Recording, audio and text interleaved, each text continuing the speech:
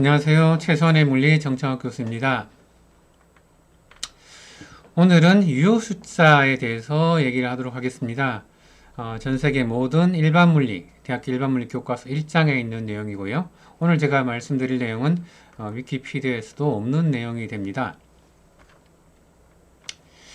자, 여기에 파란색 연필이 있고 두 개의 자가 있습니다. 첫 번째 자로 측정했을 때 우리가 5cm다 하면 뭔가 불만족스럽습니다. 여기를 대충 눈으로 10개의 등분을 낸 다음에 한 5.3cm 이렇게 측정을 하게 됩니다. 자, 여기 밑에는 조금 더 정밀한 자가 있죠. 1mm 간격으로 있습니다. 그래서 5.3이라고 역시 얘기를 하기에도 그렇고 5.4라고 얘기하기도 좀 불만족스럽습니다. 그래서 역시 10등분을 해서 5.32로 측정을 하게 됩니다. 자, 물리에서 이렇게 측정을 하게 되면 우리는 두 가지 정보를 전달합니다. 하나는 숫자와 하나는 신뢰도입니다. 그래서 5.3이라는 숫자가 있으면 어떤 식으로 전달이 되느냐면 실제 기엘은 5.325와 5.315 사이에 있다는 뜻입니다. 자, 이렇게 표현하는 방법이 하나 있겠고요. 두 번째는 5.32 플러스 마이너스 0.005cm 또는 세 번째로는 5.32와 그리고 델타 L은 0.01cm 라고 표현하는 세 가지 방식이 있습니다.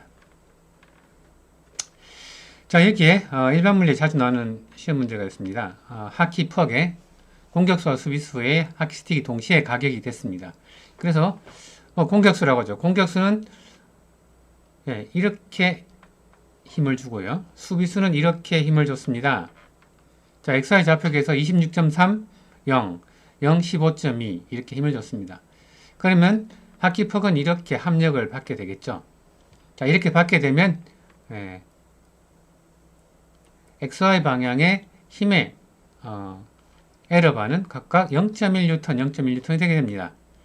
자, 여기서 극좌표계로 바꿔봅시다. 극좌표계는 여기 요 값과 요 각도, 돌아간 각도로 표현하는데요. 자, 피타고라스 정리를 이용해서 F1 플러스 F2 벡터의 크기는 30.376입니다. 자, 위키피디아나 일반물리 교과서에서는 이때 우리가 자리수 3개를 출발했으면 자리수 3개로 끝나야 된다. 그래서 30.3인데 7에서 반올림해서 30.4라고 표현합니다. 자, 이제 각도를 보시게 되면 자, 요 각도는 XY 탄젠트로 쉽게 구할 수가 있죠. 그러면 계산기 두드리게 되면 30.0256도가 됩니다. 역시 이것도 마찬가지 자릿수를 세 자리로 맞춰야 됩니다. 그때 항상 이렇게 표현합니다. 3.00 곱하기 10의 1승. 그래서 이것이 10의 자리 숫자라는 것을 나타냅니다. 마찬가지 정밀도는 바로 이 부분 0.1도라는 정밀도, 여기도 0.1이라는 1N이라는 정밀도. 네, 이렇게 됩니다. 자, 여기까지는 아무도 불만이 없습니다. 모든 교과서에서 다 이렇게 나옵니다. 자, 그런데 이번에 F1과 반대 방향. 자, 여기에 부호가 이렇게 마이너스 부호 바뀌었습니다. 자, 이렇게 두 힘 F3와 F2를 받게 되면 그 합력은 이렇게 표현되겠고 여전히 0.1, 0.1의 에러바는 같습니다. 자, 이제 극좌표로 넘어가 보시죠. 자, 이 길이는 아까랑 차이가 없어요. 아까랑 대칭이죠. Y축에 대한 대칭이기 때문에 같습니다.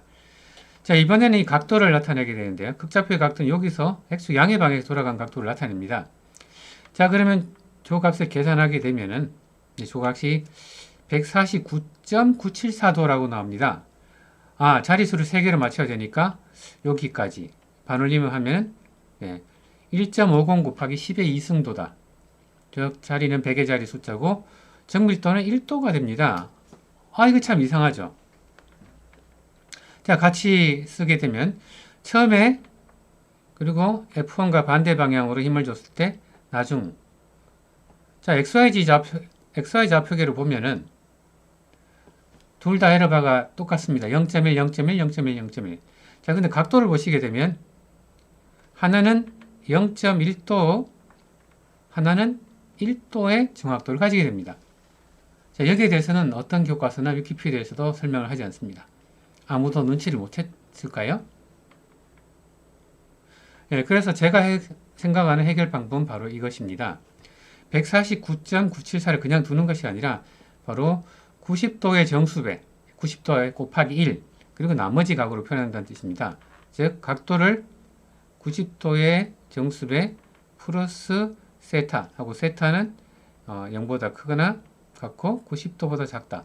이렇게 표현하면 이번에는 정밀도가 역시 세 자릿수 이 숫자를 키핑을 하면 정밀도가 0.1도로 같아지게 됩니다. 자, 이 숫자에 대해서 기본적인 정신은 뭐냐면 측정한 값보다 우리가 계산한 값 곱하기 나누기 계산한 값이 더 정확해져서는 안 된다는 뜻이 되는데요. 조금 전에 이제 극좌표에 대해서 나타냈습니다만은 지금은 또 다른 정사각형 면적에 대해서 제가 한번 이것을 확인해 봤습니다. 자, 우연히도 한 변의 길이가 31.6, 31.6인 정사각형이 있습니다. 그 면적을 곱하게 되면 이렇게 되겠고요. 역시 세 자리 숫자가 나와야 되기 때문에 5에서 반올림해서 999라는 면적이 있겠고요. 이렇게 쓴 표현은 뭐냐면 실제 면적은 998.5와 999.5 사이에 있다. 그래서 면적의 정확도는 델타 N이 1이다라는 뜻입니다. 자, 이번에는 S축의 법칙을 쓰지 않고 엄밀한 계산을 합니다. 자, 실제 길이가 31.65와 31.55 사이에 있죠. 31.6이라고 하면은 그러면은 면적이라고 하는 것은 실제 길이의 제곱으로 주어집니다. 즉 31.65의 제곱과 31.55의 제곱 사이에 있다는 거죠.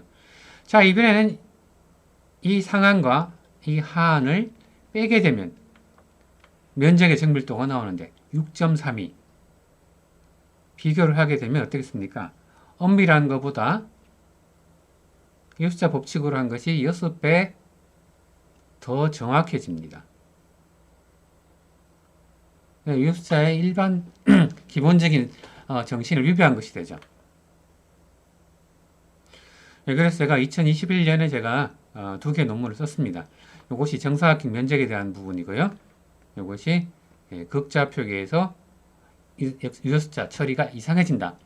교과서나 위키피디에서 전혀 눈치 못 챘던 것을 제가 확인하고 보고를 했습니다. 이상 최소한의 물리 정창욱이었습니다. 감사합니다.